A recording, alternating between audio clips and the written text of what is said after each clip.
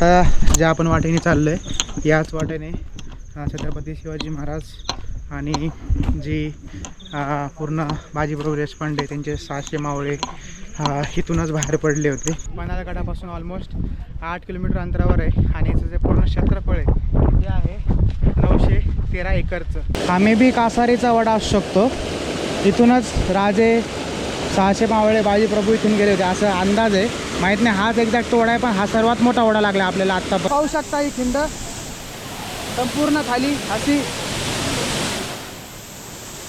अंगावर काट येतात ॲक्च्युली पाहत. आणि तो आवाज जो असेल ना त्यावेळेसचा तो ॲक्च्युली तो घुमतोय त्या पाण्यासोबत. पावसाळ्याचाच तो काळ होता आणि कसं लढले असतील 600 मावळे बोलता नाही येते मला. सुप्रभात मित्रांनो, जय शिवराय. स्वागत आहे तुमचं सर्वांचं एका नवीन व्हिडिओमध्ये. आपण आलो आहे पन्हाळा ते विशालगड ही मोहीम करायला. याला ट्रेक नाही म्हणतात, मोहीम आहे. आणि ॲक्च्युली आम्ही पुण्यातून काल रात्रीच निघलो होतो आणि आता पहाटे पन्हाळ्यावरती पोहोचलो आहे. आणि पाहू शकता आता आपण आलो आहे वीर शिवा काशीद यांची जी समाधी आहे तिथं. हे खरं तर आता पन्हाळा किल्ल्याची स्टार्टिंगच आहे, तिथं आलो आहे. आणि आज माझ्यासोबत असणार आहेत ट्रेकला वैभव जे आपल्या आडराईला होते आणि बबलू जो श्रीरामपूरचा आहे, आपल्याच म्हणजे गावचं म्हणू शकतो आपण, अहिल्यानगरचा. तर हे दोन आहेत आणि आणि बाकी काय ग्रुप तर आहे. तो खाली गेला आहे, तर आपण बघूयात समाधी वगैरे खाली.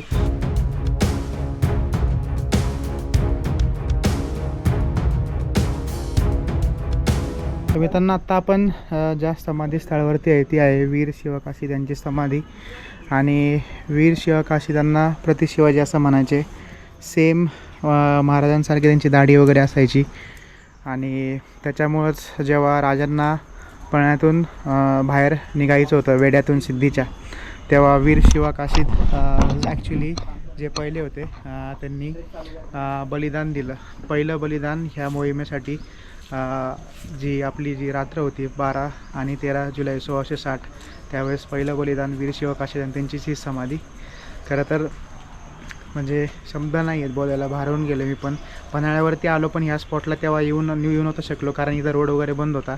2021ला मी आलो होतो तेव्हा हे पूर्ण बंद होतं. इथं दरड वगैरे कोसळली होती. आता आलं आहे, दर्शन वगैरे झालं आहे.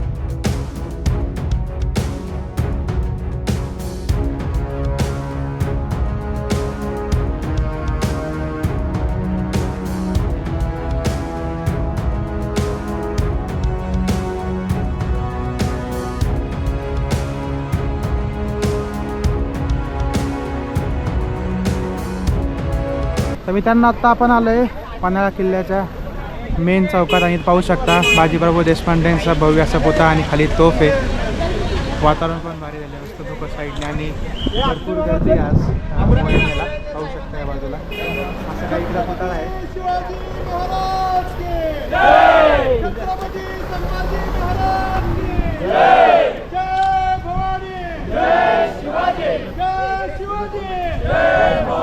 तर मित्रांनो आत्ता आपले फोटो वगैरे काढून झालेत आणि आता आपण मोहीम स्टार्ट करतोय. मला वाटतं 8:30 वाजता आहेत. आपण सगळ्यात शेवट आहे. सुशीलदार आहेत आपल्यासोबत, आपले ट्रेक लीडर MBB कम्युनिटीचे.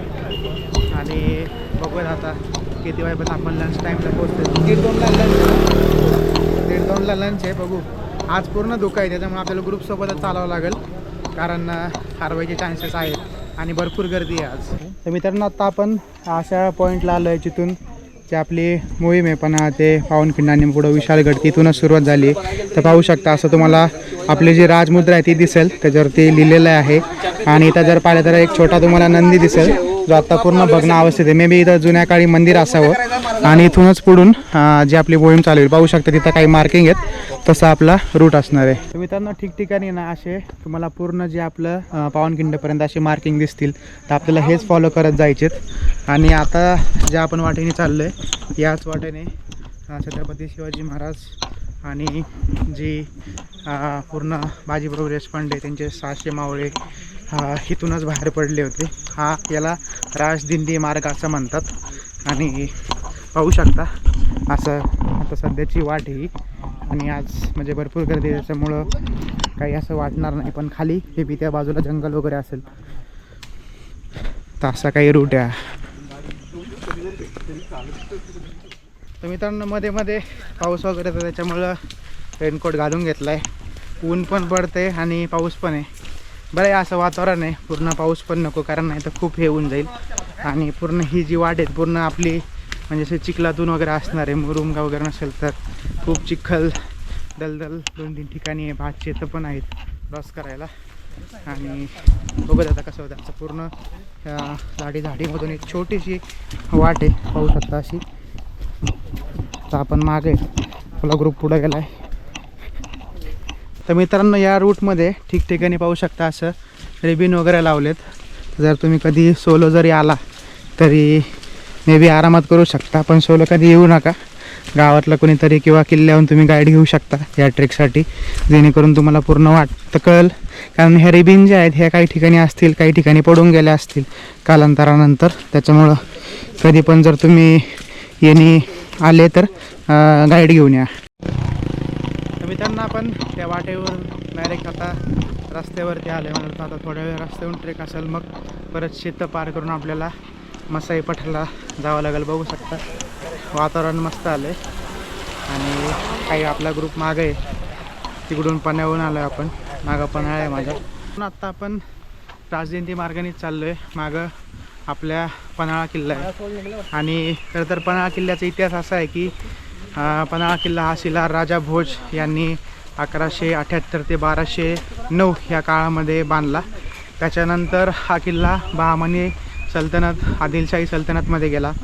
आणि त्याच्यानंतर मला वाटतं एक 28 नोव्हेंबर 1659ला छत्रपती शिवाजी महाराजांनी हा किल्ला जिंकला आणि शिवराय वरती होते.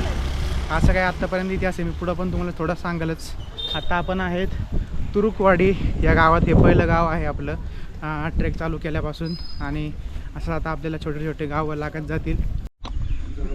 तर मित्रांनो आता आपण अशा स्पॉटला पोहोचलो आहे ज्या ठिकाणून आपल्या ह्या स्पॉटहून म्हणजे 2 ज्या पालख्या होत्या शिवाजी महाराजांची, शिवकाशीची पालखी इथून सेपरेट झाली.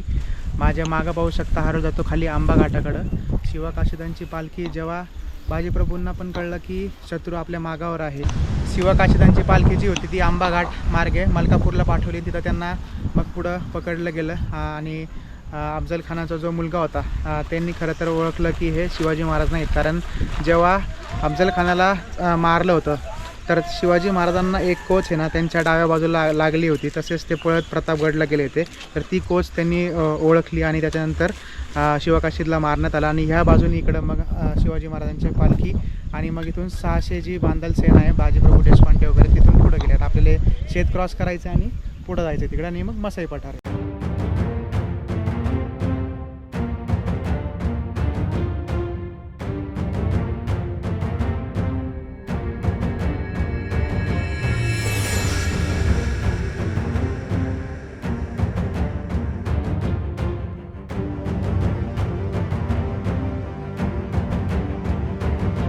मित्रांनो आत्ता आपण अशा पॉईंटला आलो आहे. थोडंसं मसाई पठार अजून वरती आहे, पण जर समोर तुम्ही पाहिलं तर संपूर्ण आपल्याला पन्हाळा किल्ला दिसतो आहे. आणि आता आपण त्या गावातून आलो, तुरुकवाडी गावात अशा रोडनी. तिथून उतरलो होतं त्या जंगलातून असं आलो आहे. ठिकठिकाणी असे पाटे आहेत, पाहू शकता व्ह्यू भारी एकदम. मध्येच थोडंसं ढग आहेत आणि ऊन पण येतं, भारी दिसतं आहे. आणि इकडं आपला सर्व ग्रुप आहे.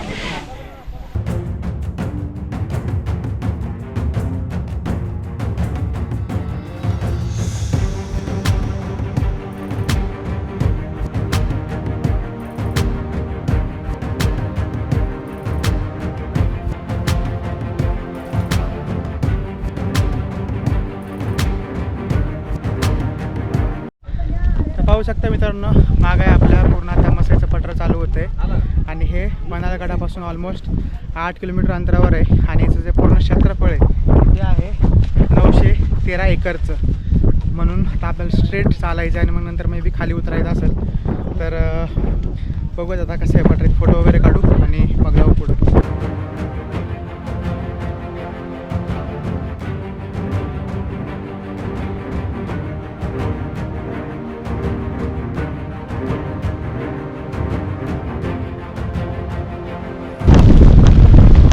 जेव्हा त्या 2 पालख्या वेगळ्या झाल्या तेव्हा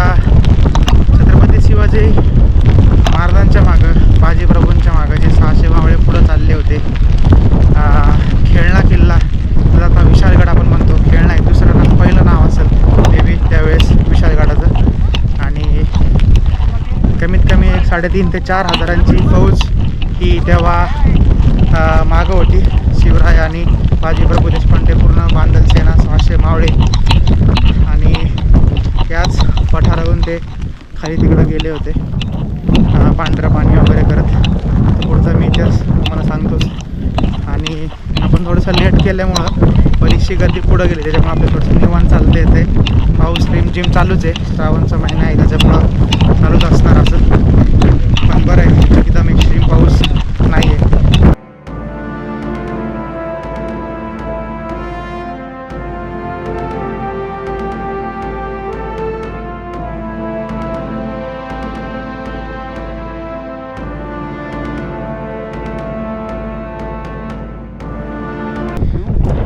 तर मित्रांनो आता आपल्याला खाली इथून उतरायचं आहे आणि परत तिथून असं जायचं आहे. ते पाहू शकता लोक काही चाललेत. तर खूप मोठे म्हशीचं पठार आहे, संपत नाही आहे. आणि आत्ताच थोडे पाय वाजायला लागलेत. अजून आपल्याला जेवण पण करायचं, त्याच्यानंतर पण 3-4 तास ट्रेक आहे स्टेपर्यंत आपलं. तर खरं तर ॲक्च्युली माझं पण फिक्स नव्हतं माहिती का मोहिमेला यायचं, पण वैभव दादाचं खूप चालू होतं जाऊ म्हणलं मग करून टाकू. त्याच्यामुळं आम्ही दोघं असंच. अजिंक्य तुला मिस करतोय. हां, तू जर ब्लॉग बघत असेल तर तुझी खूप आठवण येते आम्हाला. तू खरंच मिस करतोय. आणि बबलू तुला कसं वाटते? एकदम छान वाटतंय. त्यात सर्वेश आणि वैभव तर मला भेटले आज ट्रेकमध्ये. मी तर सोलो आलो होतो, पण मला वाटलं होतं कोणी नसेल सोबत, पण मस्त वाटते. पहिल्यांदाच असा बॉन्ड झाला आहे. सो पुढे भविष्यात आम्ही ट्रेक करणार आहोत.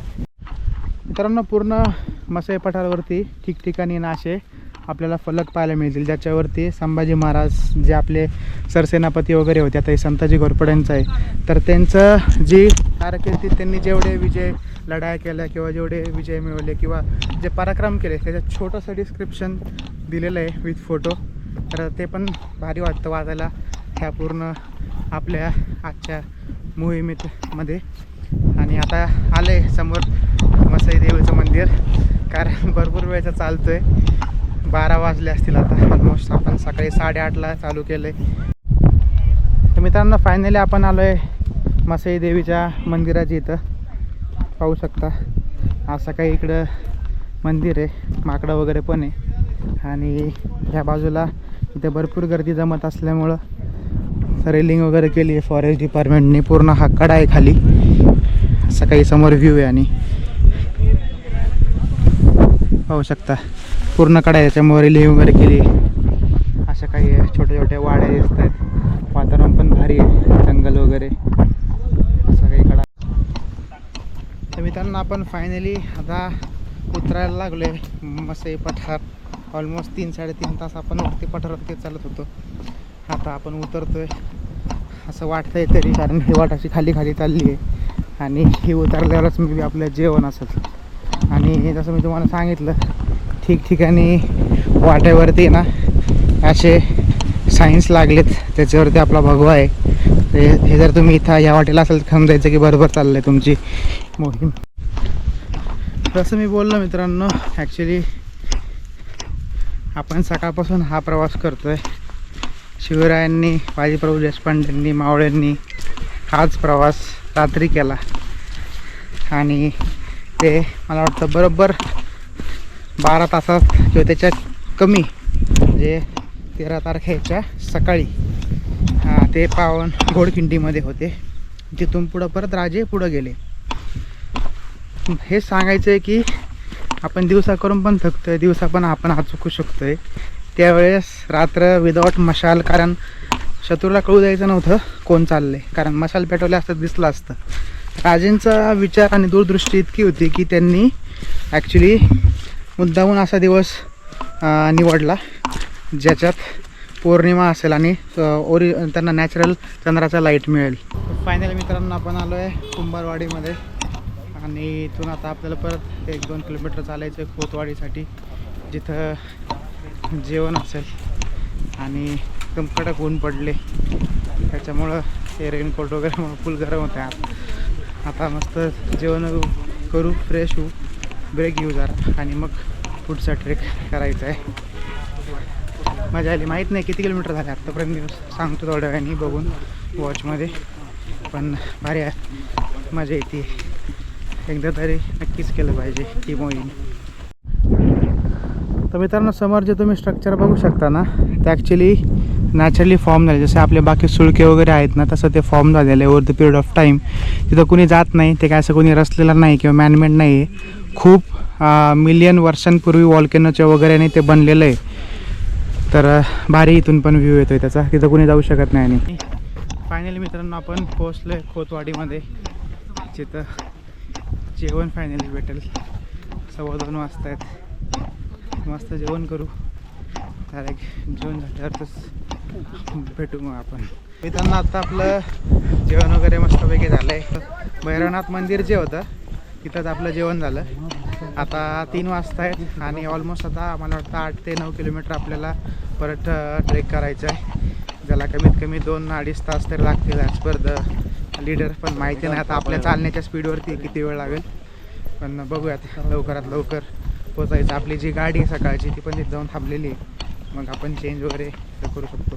तर मित्रांनो आता आपण जो ट्रेक चालू केला आहे जेवणानंतर करपेवाडीपर्यंत, आता मला वाटतं मोस्टली डांबरी रोडनेच आपण चाललो आहे. मागाशीच एकतर डांबरीने आपण चालत आलो, पण तळपाय इतके बेकार दुखायला लागले होते ना, त्यामुळे मी स्प्रे मारून घेतला होता आणि त्यामुळे बरं वाटते. पण आता आपण डांबरीने चाललं का जास्त पायाला दुखतं आहे आणि पाऊस पण मधून आता चालू झाला आहे.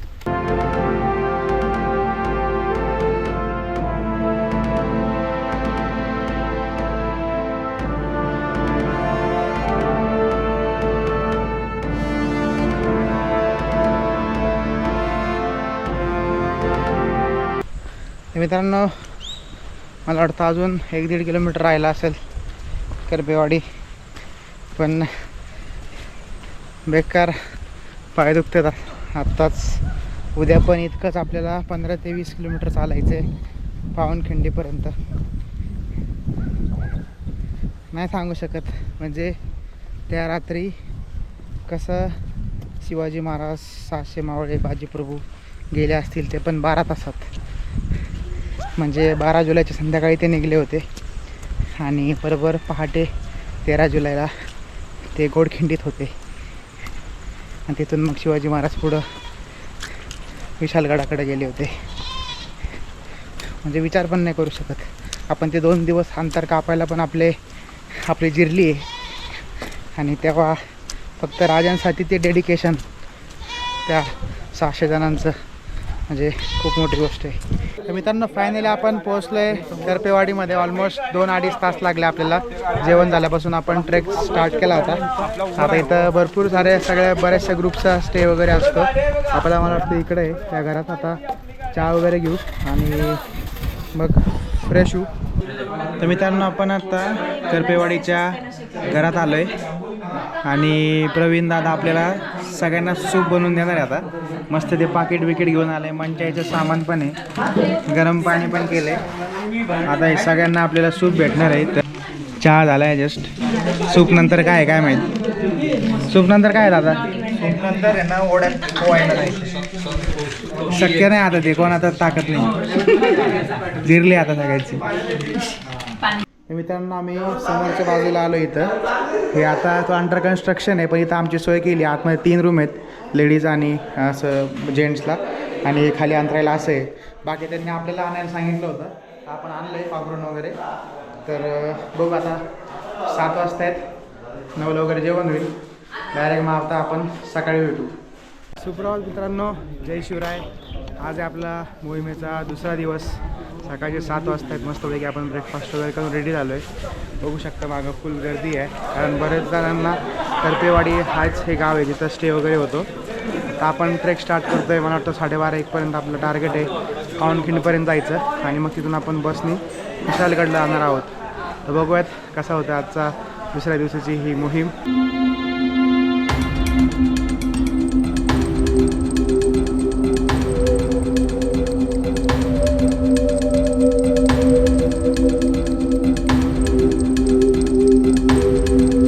तर मित्रांनो मोहिमेच्या दुसऱ्या दिवशी स्टार्टिंगला इथं थोडंसं आपल्याला चढून जायचं आहे. त्याच्यानंतर पूर्ण जंगल वाटेल आणि ॲक्च्युली रात्रभर आहे ना खूप पाऊस झाला आहे आता. म्हणजे ढग तर आहेत, ऊन पण येतं आहे, पण मे बी मधून कालसारखा जरी रिमझिम येऊ शकते. पण आपल्याला ग्रुपवर जायचं कारण जंगल खूप आहे आता. त्या ठिकठिकाणी असं तर पाहिलं तर रिबिन्स लावलेले आहेत आणि आज आहे ना ओढे पण आपल्याला क्रॉस करायचे. तर मित्रांनो इथं पहिलं आपलं छोटंसं वॉटर क्रॉसिंग आहे. त्याच्यानंतर हे तर काही जण आमचे वर गेलते. ऍटलीस्ट रिबिन तर बघा यार, बांधलेली आहे ना इकडं. तर तुम्ही रिबिन वगैरे बघून चालत जा अशा वेळेस. आता आपल्याला पहिलं वॉटर क्रॉसिंग करायचं आहे. तर मित्रांनो हे चालू झालं आता. पूर्ण निलगिरी झाडांचं जंगल पाहू शकता. भरपूर उंच असे इथं झाडं आहेत. या बाजूला पूर्ण जंगल आहे, या बाजूला डोंगर आहे इकडं. आणि आता निलगिरीच्या जंगलातूनच आपलं ही म्हणजे आपण जाणार आहे पुढं.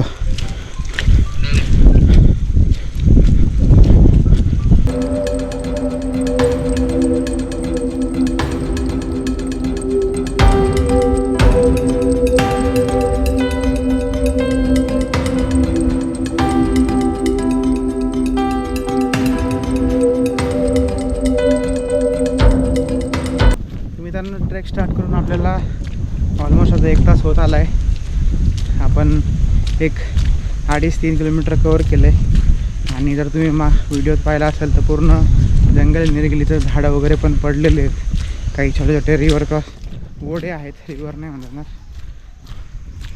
आणि बघू आता 12पर्यंत आहे टार्गेट करायचं, पूर्ण 25 किलोमीटर. बघू कसं होतं आहे. ऊन पण आहे आणि मध्ये मध्ये जिथं डार्क जंगल आहे तिथं डायरेक्ट असं आमदार पडलेलं आहे. आणि पूर्ण चिकचिक आहे, पाहू शकता. अशी काय वाट आहे हे तरी कमी आहे, मागं खूप होतं. डायरेक्ट पाय आजच होतं चिखलात. तर मित्रांनो हे पावसामुळं भलं मोठं असे झाडं इथं मुळापासून उकळून पडलेले आहेत. खूप मोठे झाडं आहेत निलगिरीचे आणि भरपूर वर्ष हे जुने झाडं असतील.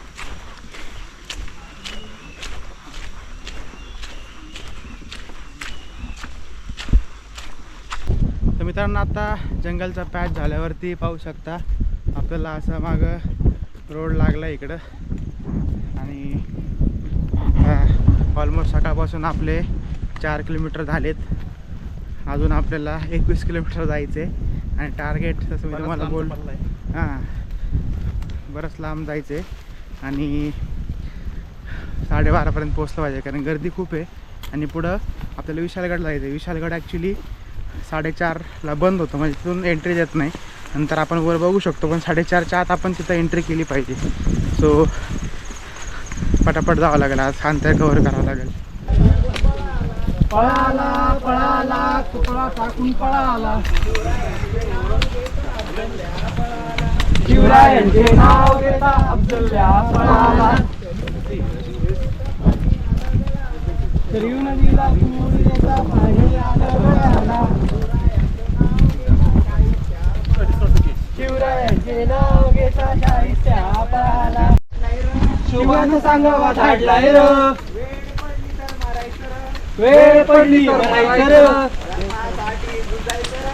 धर्मासाठी झुजायचं र, देशासाठी जगायचं र. मित्रांनो आता आपण ऑलमोस्ट 10 किलोमीटर कवर केले. सकाळी स्टार्ट केल्यापासून 2 तास होत आहेत. 9:30 वाजलेत आता. आणि अजून काय आपण ब्रेक घेतलेला नाही. आता माहीत नाही कधी ब्रेक घ्यायचा आहे. प्रवीणदारा हातात आहे ब्रेक कधी द्यायचा आहे. पण तो नुसता आता आज पळवत आहे नुसता आम्हाला. तो आज पळवण्याचं कारण तसंच आहे. आम्ही MMB कम्युनिटी एकमेव महाराष्ट्रात अशी कम्युनिटी आहे जे पन्हाळा, पावनखिंड तसेच विशालगडसुद्धा देते. आणि जर विशाळगडला टायमावरती पोचायचं असेल तर तुम्हाला पळावंच लागेल. त्या कारणाला मी तुम्हाला पळवतो आहे. पण प्रमोशन मी करणार होतो ना शेवटी. प्रमोशन करून टाकला. तर खरंच मित्रांनो जी म्हणजे आता आम्ही ज्या ग्रुपसोबत आलो MMB कम्युनिटी, खरं तर मी यांच्यासोबत फर्स्ट टाईम आलो आहे. आणि याचं कारण हे होतं की यांचं नुसतं पन्हाळा, पावनखिंड नाही, विशालगड पण आहे 2 दिवसात. आणि काल दुपारपासून नाश्त्याची वगैरे सकाळचा आजचा नाश्ता, राहायची सोय पण एकदम चांगली होती. आता आपण खेडेगावात असल्यामुळं सीन काय आहे माहिती का, थोडंफार आपल्याला ॲडजस्ट करावं लागतं. तर जे नेहमी ट्रेक करतात त्यांना काही नाही ॲडजस्ट होऊन जातं. पण जे कधी नौके कोणी आले अशा रूटला तर थोडा प्रॉब्लेम होऊ शकतो, पण शेवटी ॲडजस्ट केलं पाहिजे कारण आपण गावात आहे का रुरल एरियामध्ये आहे.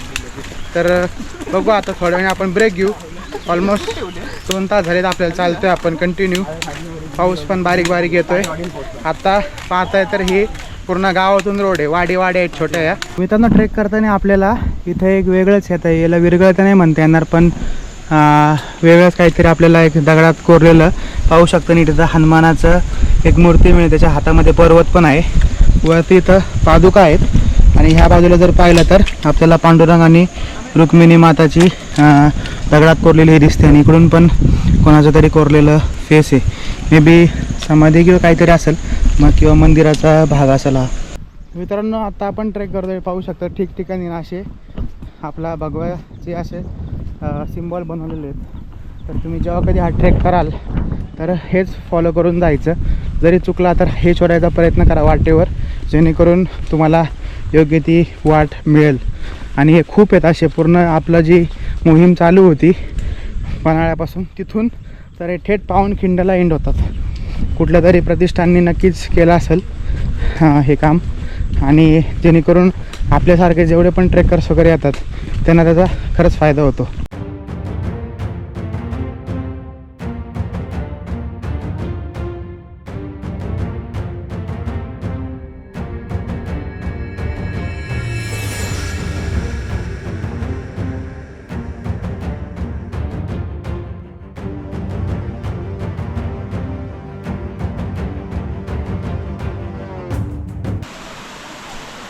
मित्रांनो आपण पाहू शकतो ठिकठिकाणी अशा आपल्याला ओढे बघायला मिळतील. आणि आत्तापर्यंत पाहिजे आपण सर्वात मोठा आणि जास्त फ्लोवाला ओढा आहे हा.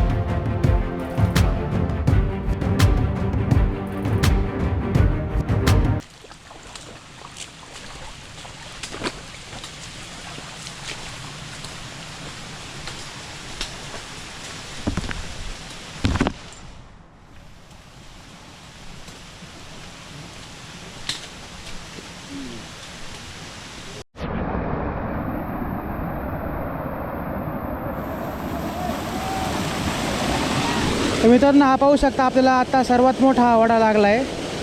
हा मे बी कासारीचा वडा असू शकतो. इथूनच राजे 600 मावळे बाजीप्रभू इथून गेले होते असं अंदाज आहे.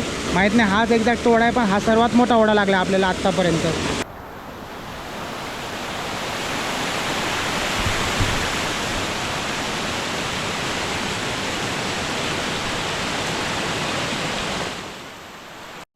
तिथं तर ऑप्शनच नाही. मित्रांनो ऑलमोस्ट आपल्याला 4 तास झालेत आपण ट्रेक करतोय. आणि काल तर आपल्याला इतके काय ओढे नाही लागले, पण आज पाहू शकता आपल्याला भरपूर असे 4-5 आत्तापर्यंत ओढे लागलेत. जसं जसं आपण पावनखिंडीकडे चाललो आहे पाहू शकता असं पाणी हे संपूर्ण जो मागा डोंगर आहे तिकडून येत असेल. आणि पण पाण्यातून चालण्याशिवाय काही दुसरा पर्याय नाही. तर भरपूर ठिकाणी पाणी फ्लो येतं आहे. तर मित्रांनो आत्ता आपण हा तर पाठी पाहू शकतो. पाठी किंवा आपली राजमुद्रा आहे आणि त्याच्या खाली लिहिलं आहे की अवधी थोडा आणि शत्रू पाठीवर. सो इथूनच आता आपण ऑलमोस्ट जवळ येतो आहे पांढऱ्या पाण्याच्या. आणि मग तिथून पावनखिंड जी आहे ती 4 किलोमीटर अंतरावर आहे. कारण शत्रूंकडं मित्रांनो घोडे वगैरे होते. राजे आणि मावळे जे होते ते पालखी आणि पायी पळत होते. विचार करू शकता कसा असेल तो प्रसंग. पहाटे 13 जुलै 1660ला. बोलतानाच आत्ता भारावल्यासारखं होतं आहे. खिंडीमध्ये गेल्यावर कसं वाटेल विचार करा. खतरनाक. फायनली मित्रांनो आपण आलोय पांढरपाणीमध्ये, जिथं आपलं जेवण आहे. आता जेवण वगैरे करून मग आपण पुढं अजून 4 किलोमीटर पावनखिंडीकडे जाणार आहे. तर जेवण करू मस्त आणि मग जाऊयात पुढं. तर मित्रांनो फायनली आपण पावनखिंडीला आलोय आणि आज संडे असल्यामुळं भरपूर गर्दी, कारण डायरेक्ट गाड्या इथं पण येतात. पाऊस बारीक बारीक येतोय. बघूयात आता खाली जाऊन पावनखिंड. तर मित्रांनो 13 जुलै 1660ला पहाटेच्या वेळी बाजीप्रभू देशपांडे 600 मावळे छत्रपती शिवाजी महाराज याच पावनखिंडीत आले. खरं तर शत्रू मागावरती होता आणि म्हणजे शिवाजी महाराजांना पण एकतर जायचं नव्हतं, बाजींना सोडून मावळ्यांना सोडून, पण त्यांना जावं लागलं. बाजींनी त्यांना सांगितलं की लाख मेले तरी चालतील पण लाखांचा पोशिंदा जगला पाहिजे. त्याच्यामुळं छत्रपती शिवाजी महाराज 300 मावळ्यांचं पुढं विशालगडाकडे कूच केली त्यांनी आणि जे बाकी बाजी आणि 300 मावळे होते ते याच गोडखिंडीमध्ये तब्बल 6 तास लढत होते. आणि जेव्हा राजे निघाले तेव्हाच बाजीप्रभूंनी असं सांगितलं होतं की जेव्हा तुम्ही विशाळगडला पोहोचताल तेव्हा तोफांचे 3 बार करा. आणि बाजीप्रभू आणि बाकी मावळे हे इतक्या शर्तीने लढले की शेवटी बाजीप्रभूंना म्हणजे त्यांचाही खूप त्यांना लागलं होतं, पण दगाफटका करून बंदुकीच्या गोळ्यांनी त्यांच्यावरती वार केले सिद्धीने. त्याच्यानंतर जेव्हा राजे विशाळगडजवळ गेले तेव्हा विशाळगडवरती पण 10,000ची फौज तैनात होती. त्याच्यामुळं शिवरायांना स्वतः रणांगणात उतरून लढावं लागलं. विशाळगडावर गेले आणि तोफांचे 3 बार झाले. तेव्हा बाजींनी खरं तर देह सोडला. बोलताना पण आता मी बाहेरून गेले, पण आधी तुम्हाला मी जाऊन दाखवतो कशी खिंड आहे.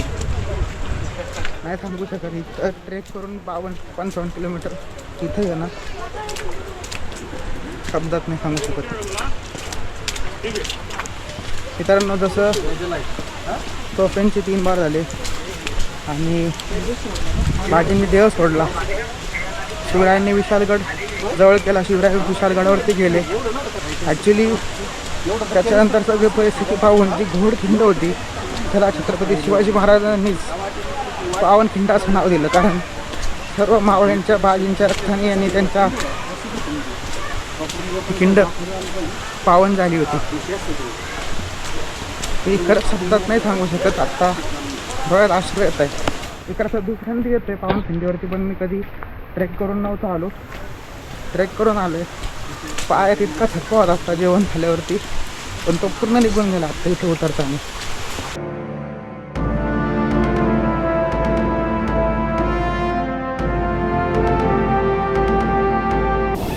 तुम्ही त्यांना पाहू शकता पाण्याचा फ्लो भरपूर आहे इथं आणि त्याच्यामुळंच खाली जाणं आहे ना एकदम बंद करून टाकलेलं आहे.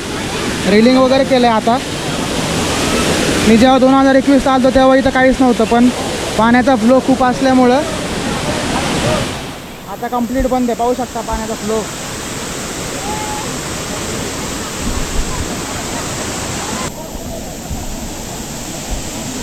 तुम्ही त्यांना पाहू शकता ही खिंड संपूर्ण खाली अशी अंगावर काट येतात ॲक्च्युली पाहत, आणि तो आवाज तो असेल ना त्यावेळेसचा तो ॲक्च्युली तो घुमतोय त्या पाण्यासोबत. पावसाळ्याचाच तो काळ होता आणि कसं लढले असतील 600 मावळे बोलता नाही येते मला.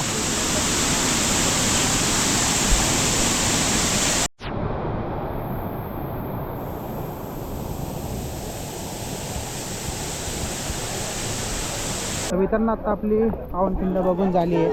2:30 वाजता आहेत आणि आता आपण चाललो आहे विशाळगडकडं. इथून हार्डली आपल्याला 1 अर्धा तास लागेल बसने जायला विशाळगडकडं, आणि तिथं चढाई पण त्याची 30 मिनिटात आपण महादरवाजापर्यंत जाऊ. तर बघूयात आता विशाळगड कसा आहे.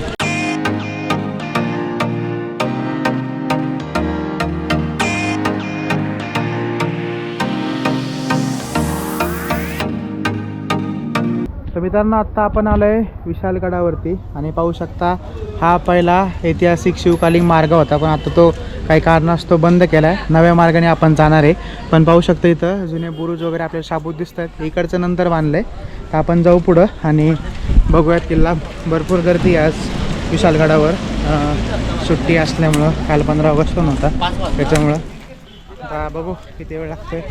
तरी आपण लवकर आलोय बऱ्यापैकी. जाऊयात आणि बघू.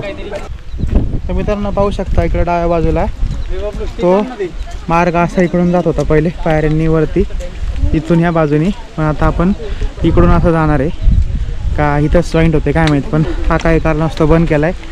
आणि पाहू शकता या बाजूला संपूर्ण असं धुकं येतं आहे. जो वरती महादरवाजा बांधला आहे मला वाटतं ते नवीन बांधकाम आहे. आणि असं काही धुकं असं पळतं आहे. भारी व्ह्यू भेटला आहे स्टार्टिंगलाच आपल्याला. मित्रांनो आता ही आहे लोखंडी शिडीची वाट. मला वाटतं आताच बांधली असेल.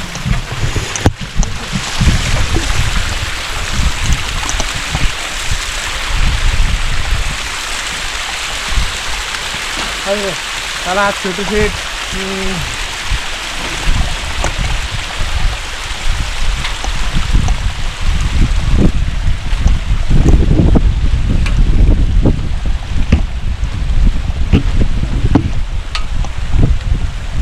मित्रांनो विशाल गडावर तर आलोय आपण, पण गडावर येऊन गडावर आल्यासारखं असं अजून तरी काही वाटलं नाही. कारण इथं खूप सारे बांधकाम वगैरे आणि पूर्ण वस्ती आहे. तर माहीत नाही वस्ती कधीची आहे, कसं आहे काय आहे. बघूयात जर काही पुढं चांगलं बघायला भेटलं किल्ल्यावर तर मित्रांनो आता आपण चाललो आहे अमृतेश्वर मंदिराकडं. आणि या ठिकाणी वाट जी आहे ती जरा पूर्ण शेवळलेली आहे. इथं आपल्याला क्रॉस जावं लागतं. एक आमचा मेंबर ऑलरेडी पाडलेला आहे. तर मित्रांनो आता आपण चाललो आहे बाजीप्रभू आणि फुलाजी प्रभू देशपांडे यांची समाधी पाहायला. पण जाणारी जी वाट आहे ना ती अशा दगडांची आहे. आणि हे पावसा कारण आणि चिखला कारण पूर्ण शेवाळले, त्याच्यामुळे इथं बरेच जण पडले आमच्या ग्रुपमधले. आपल्याला तिथं जायचं आहे. तिथं समाधी असं पूर्ण खाली उतरून जायचं आहे. आता उतरायला भरपूर आहे पण जाऊयात. आणि असं काही व्ह्यू इकडं बघू शकता. आता आपण विशालगड किल्ल्यावर आहे. किल्ला तर आहेच आणि भरपूर मोठं याचं पठार पण आहे वाटतं, बघू शकता. हां अमृतेश्वर मंदिर आहे इथं महादेवांचं. ते बघून असं खाली उतरत तिकडं जायचं आहे.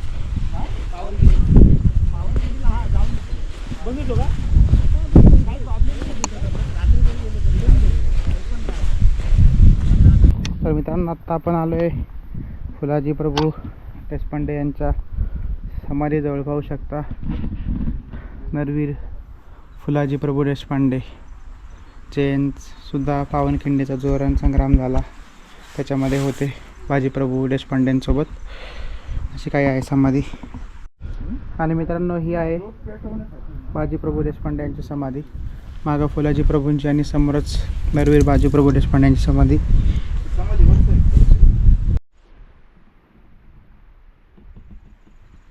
तुम्ही त्यांना आत्ता आपण आलो आहे अमृतेश्वर मंदिराजवळ. आणि आता बघूयात मंदिरातून कसं आहे आणि दर्शन पण घेऊयात. भरपूर जुनं मंदिर आहे. तसंही इथंही बाहेर पाणी म्हणजे जे आतलं पाणी आहे ते बाहेर येतं मंदिरातलं. आणि असं काय येत आहे मंदिराचा एंट्रन्स इथून. ॲक्च्युली पुढून आहे, मी मधून आलो. पाहू शकता इथं भरपूर जुनं असं नंदी आहेत आणि आतमध्ये महादेवाचं पिंड. मी तुम्हाला रोजच दाखवतो जवळून.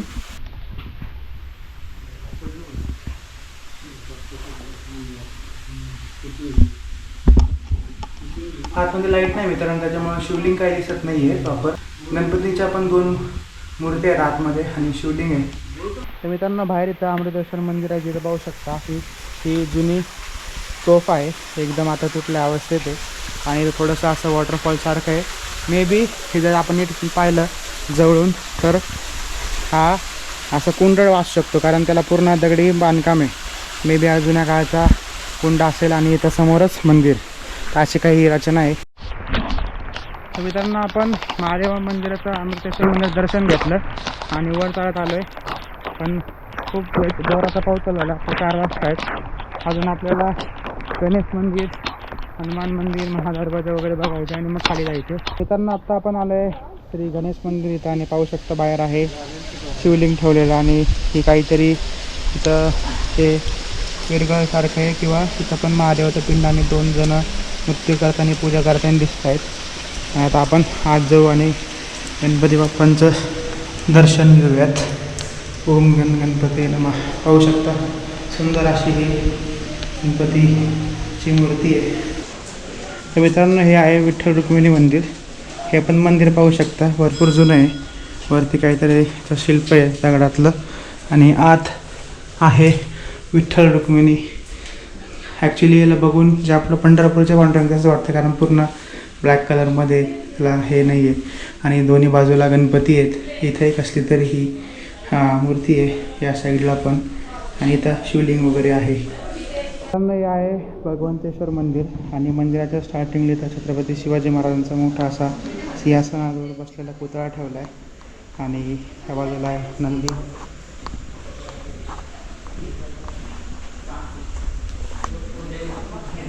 आणि आतमध्ये जय महादेव नमः शिवाय.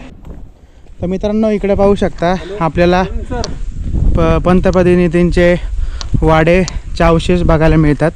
आपण वाड्यात तर जाऊच, पण ह्या बाजूला इथं आपल्याला ही चौकोनी विहीर बघायला मिळते. त्याचं पाणी पाहू शकता, पूर्ण निळं क्षार पाणी, एकदम फ्रेश पाणी आणि खूप मस्त आहे. तिथं पण असं देवड्यासारखं बनवलेलं आहे. तर मे बी तिथून कुठून तरी वाट असेल. चौकोनी विहीर असं तिथं बोर्ड आहे. तर आपण ही तर बघायला आलो आहे. आता इकडं जाऊयात खाली पंतांचे वाड्यांचे अवशेष बघायला.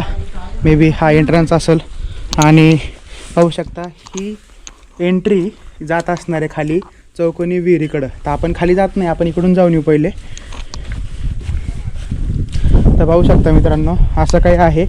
आपण डायरेक्ट वरती जाऊ वाड्यात. खालचे जो आपला बेस असतो राजवाड्याचा तोही एकदम शाबूत आहे. तर असं काही आहे, तुम्हाला पूर्ण फिरून दाखवतो.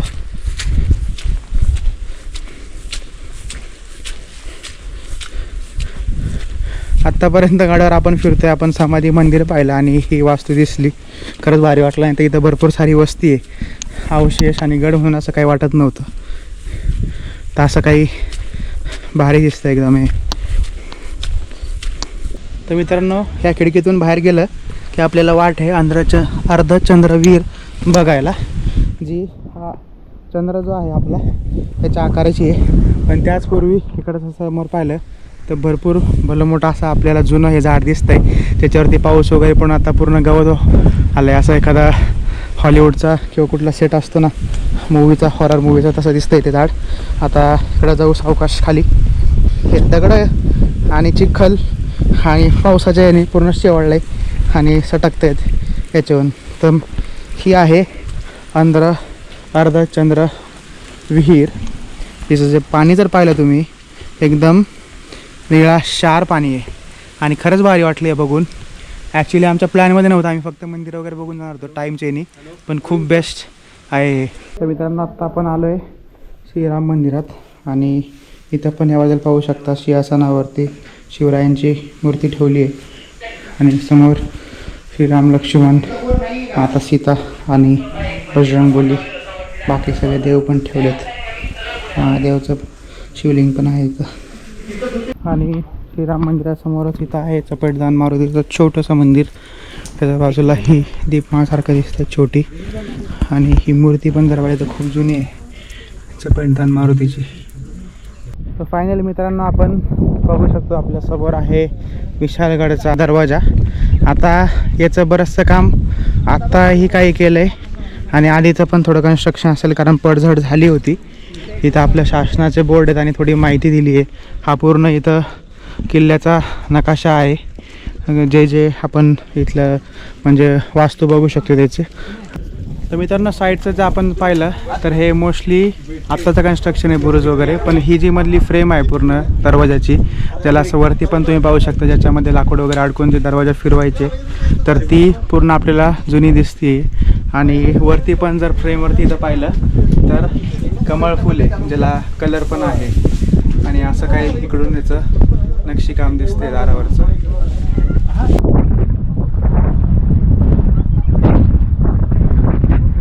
तर मित्रांनो पाहू शकतो आपण दरवाजाच्या बाजूला तिथं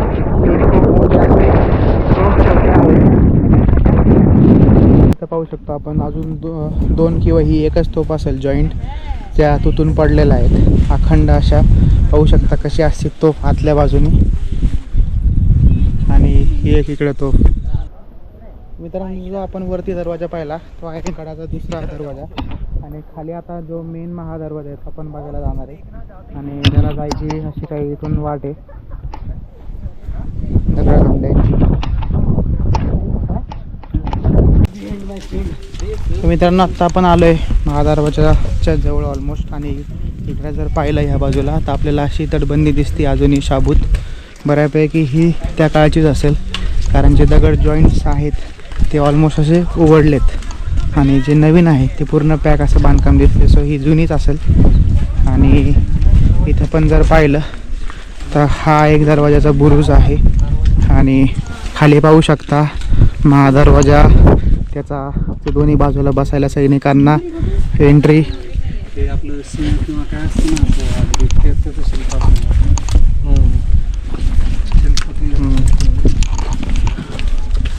तर मित्रांनो एक शिल्प बघायला मिळतं आपल्याला. मे बी हे दरवाजाच्या वरती असेल. हा मेन इकडं महादरवाजा. तिथं जर पाहिलं तर दोन्ही बाजूला मस्त सैनिकांना बसायला ही जागा केली असेल. दरवाजाची जी कमान आहे मला वाटतं ती पडलेली आहे.